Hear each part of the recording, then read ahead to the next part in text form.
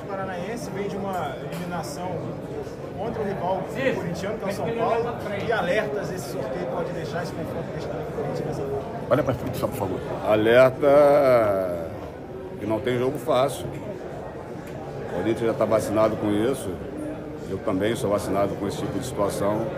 Se preparar bastante para esse confronto, que vai ser muito difícil, respeitando a equipe adversária.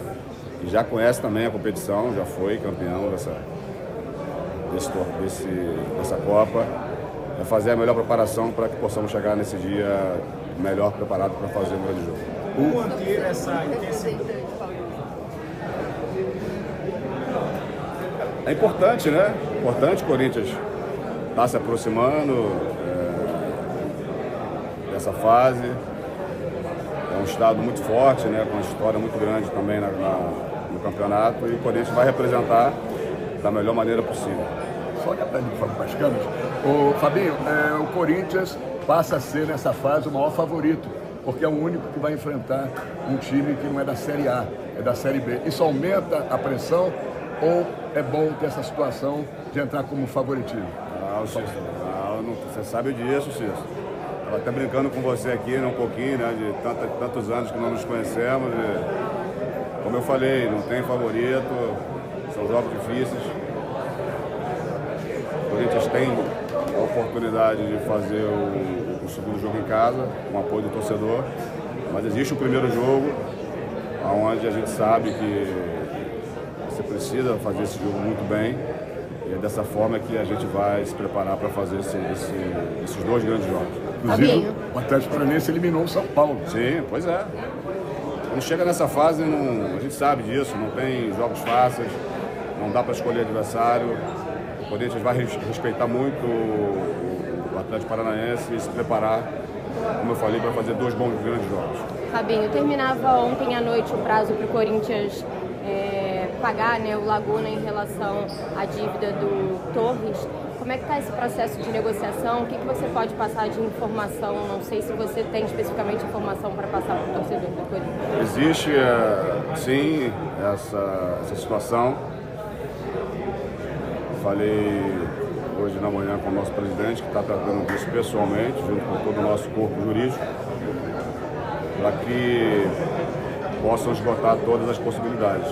A hora que tiver uma posição final, certamente vão me passar, mas por enquanto eles estão fazendo o que for possível para tentar reverter essa situação. O Dorival tinha falado já algumas vezes sobre reforços, né? E se falava num número ali de 4 reforços, que seria mais ou menos o que ele teria pedido. O Corinthians trouxe um nome nessa janela. Como vocês têm trabalhado?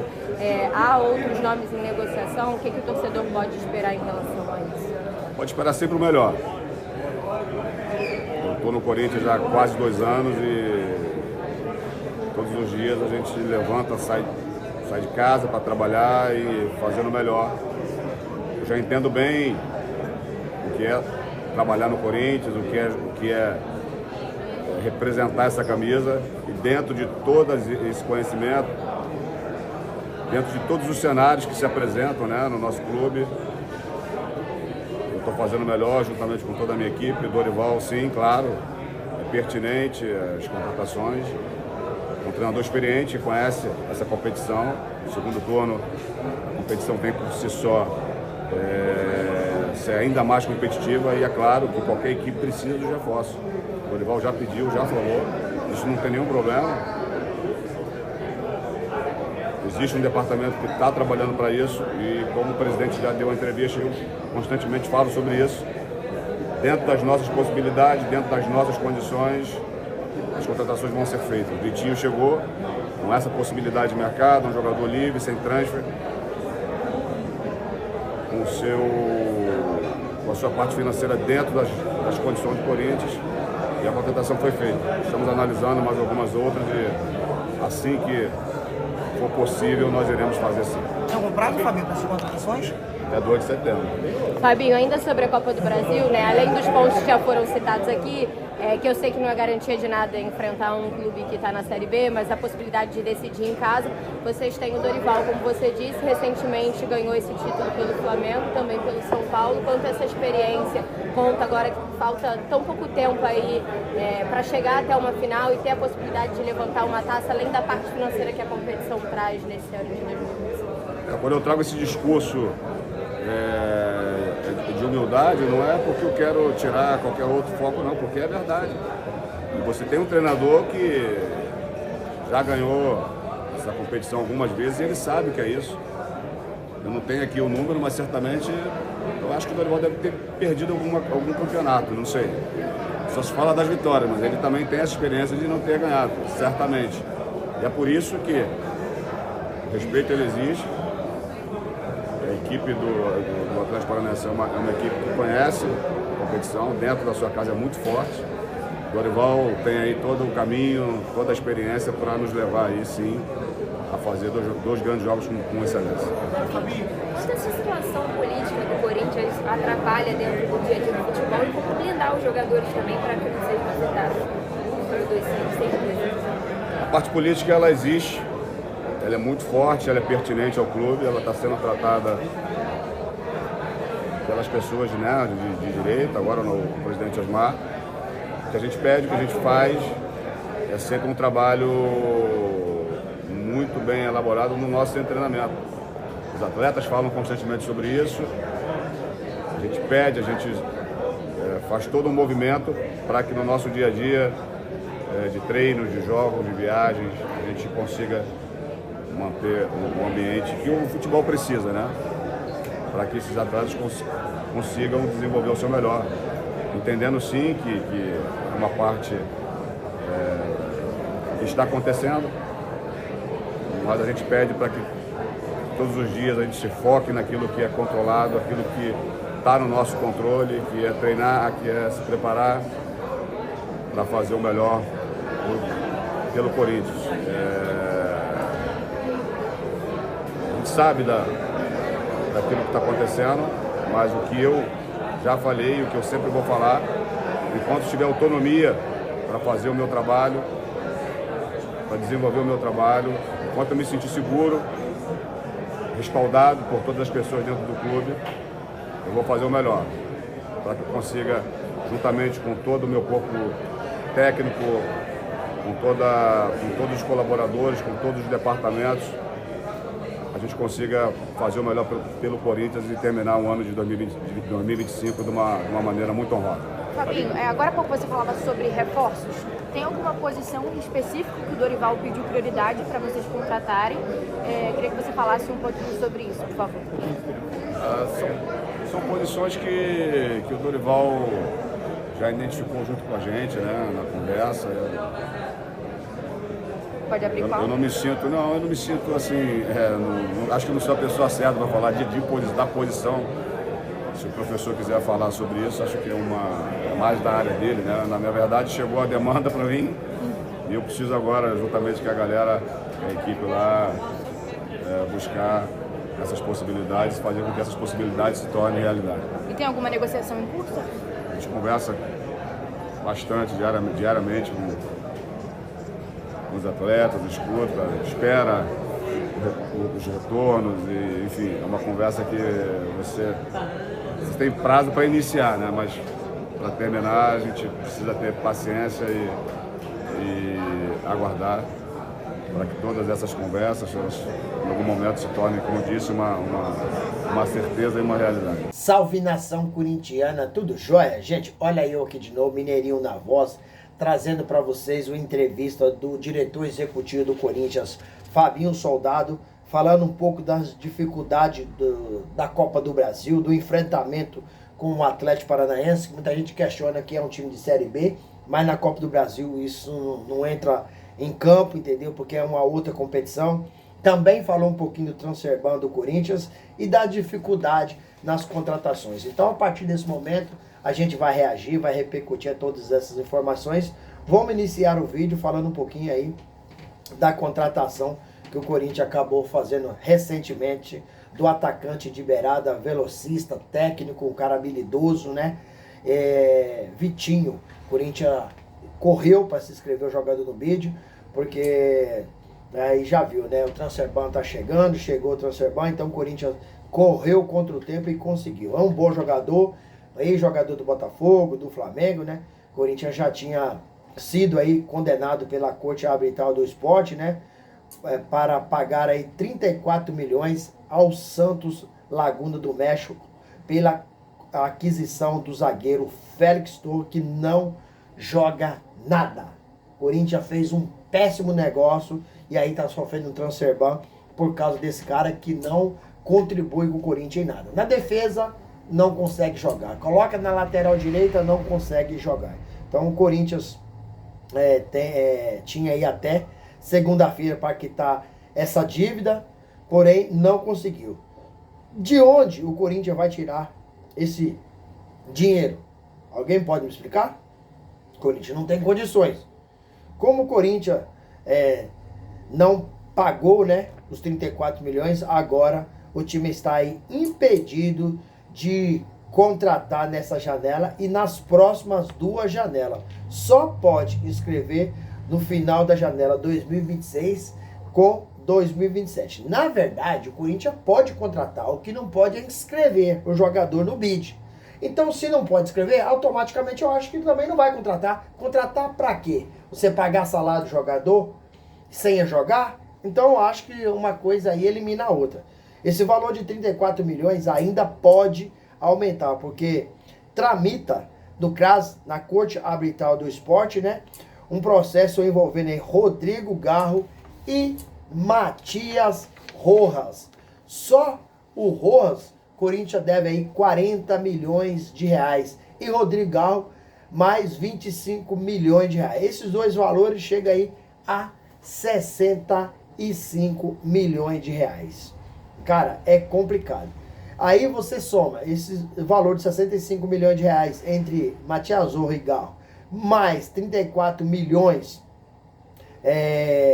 do Félix Torres junto ao Santos Laguna. Então o Corinthians tem uma dívida aí de aproximadamente 100 milhões de reais.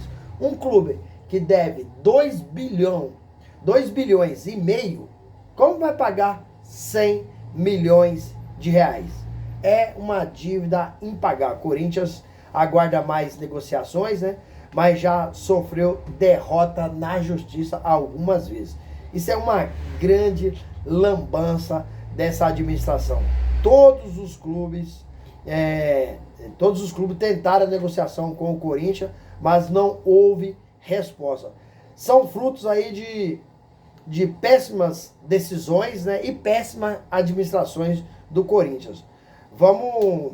Agora a gente vai ter aí um tempo aí, né, para refletir, conseguir arrumar esse dinheiro e principalmente precisa pagar primeiro aí o Félix Torres junto ao Santos Laguna, senão o Corinthians, o processo do Matias Rojas e Garro ainda tá rolando, mas o de Félix Torres já foi, o Corinthians já foi aí penalizado. O Corinthians tem que pagar, senão não vai conseguir. E aí o Corinthians paga e tenta postergar um pouco mais aí do Matias Rojas e do Rodrigo Garro. Isso é uma vergonha. Isso aí é fruto de uma administração pífia que vem acontecendo no Corinthians nos últimos 20 anos, onde o clube tem aparecido bem mais nas páginas policiais do que nas páginas futebolísticas. Infelizmente, né? É triste para o torcedor corintiano. Corinthians tem um faturamento estratosférico, né? Mas é um dinheiro mal administrado, né? Dos últimos 20 anos sempre foi com o Andrés, com o Duílio, com o Mário Gobi, né? Todos esses caras fizeram uma administração pífia e agora, recentemente, acabou até sendo empichado pela Assembleia Geral dos Sócios, o Augusto Melo. Entrou na história como o pior presidente do Corinthians em 1 ano e 5 meses, acabou onerando o clube em 829 milhões. E tem o caso daí, ele foi empichado pelo caso da Vadbet, onde a Polícia Civil de São Paulo acabou indiciando Augusto Melo, né, pelos crimes de lavagem de dinheiro, associação criminosa e furto qualificado. O Ministério Público aceitou a denúncia e ofereceu. A Justiça acatou. Augusto Melo e seus ex-diretores, Marcelo Mariano, Alex Cassundé e Sérgio Moura, acabaram virando réus dentro do processo. É lamentável, é triste, mas é a realidade do Corinthians atualmente. Gente, vamos mudar de assunto? Vamos falar de coisas boas? Vamos falar aí do O Corinthians acabou eliminando o seu maior rival, Palmeiras, num encontro inédito nas oitavas de finais da Copa do Brasil, né? E chegou aí até as quartas de finais, recebeu uma premiação de 4.700.000, mas o Corinthians tem que abrir o olho porque não está bem no Campeonato Brasileiro. Tem apenas 22 pontos, né? Perdeu para o Juventude, né, na segunda-feira. Então o Corinthians, o próximo jogo é contra o Bahia às 21 horas, no próximo sábado, na Neoquímica Arena, e precisa ganhar esse jogo de forma obrigatória, porque o Corinthians abre aí a segunda rodada do Brasileirão, abre aí a segunda fase do Brasileirão 2025 contra o Bahia na Neoquímica Arena. Corinthians precisa vencer esse jogo. Agora o Timão terá o Atlético Paraná, né, pelas quartas de finais da Copa do Brasil, né? O primeiro jogo do Atlético Paranaense é lá no Paraná. Depois o Corinthians vai receber o Atlético em casa, na Neoquímica Arena. O primeiro jogo é no final de agosto e o outro jogo é no início de setembro. Então, o Corinthians tem tudo para passar pelo Atlético Paraná. E se o Corinthians passar pelo Atlético Paranaense, pelo chaveamento, o Corinthians vai pegar o vencedor de Cruzeiro ou Galo. Então, o Corinthians já sabe aí, se passar, quem vai pegar. Agora não tem mais sorteio, agora já tem o chaveamento, entendeu? E um time difícil, né? Os dois times mineiros são dois times muito bons, com elenco muito qualificado, né? Lembrando, no jogo contra o Atlético Paraná, o Timão não terá Memphis Depay e André Carrillo. Ambos estão machucados e entregue ao departamento médico. A previsão do Memphis é de 30 para 40 dias retornar ao gramado, e o André Carrillo só volta ano que vem. Então, se o Corinthians passar pelo Atlético Paranaense, no jogo contra o Atlético Mineiro ou o Cruzeiro, o Memphis estará em campo. E olha que o Corinthians perdeu os seus dois melhores jogadores tecnicamente. O corintiano não tem um dia de sossego, né? Então, o Corinthians precisa jogar muito. O Dorival tem muita experiência. O Fabinho falou nessa experiência do Dorival. Já ganhou essa competição umas 3 vezes. Mas o Fabinho também lembrou. Também já perdeu o Dorival. Então, assim, a gente tem que fazer uma reflexão com os pés no chão, que sabe que mesmo o Atlético Paranaense estando aí na segunda divisão do Brasileirão, é um time fortíssimo. Prova disso que acabou eliminando o São Paulo nas oitavas de finais da Copa do Brasil. E aí, fiel, o que vocês acharam de todas essas notícias? Qual que é a sua opinião? Use o espaço aqui no vídeo para você registrar seu comentário. Deixe também o like para o YouTube entender que vocês estão gostando do conteúdo e recomendar o nosso vídeo para toda a nação. E deixe também a inscrição na comunidade para a gente continuar crescendo juntos. Detalhe, não esqueça de ativar o sininho de notificação, porque todo dia eu gravo conteúdo e vocês receberão tudo de primeira mão. Sem mais delongas, até o próximo vídeo. Tchau, tchau.